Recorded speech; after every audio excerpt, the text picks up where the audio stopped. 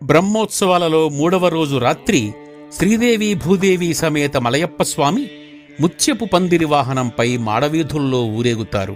నిండుగా ముత్యాల సరాలతో అలంకరించబడిన వాహనంపై 4 వైపులా కట్టబడ్డ పట్టుపరదాలకి శ్వేతవర్ణంతో తళుకులీనే ముత్యాలతో కూర్చిన ఫల పుష్ప జంతు వస్తు ఆకృతులు వింత శోభను చేకూరుస్తూ ఉంటాయి. స్వచ్ఛతకు, నిర్మలత్వానికి, అసమాన సౌందర్యానికి ప్రతీక అయిన చల్లటి ముత్యాల పందిరిలో వేంచేసియున్న శ్రీవారి దర్శనం భక్తుల మదిలోని తాపత్రయాన్ని తొలగించి అలౌకిక ప్రశాంతతను చేకూరుస్తుంది.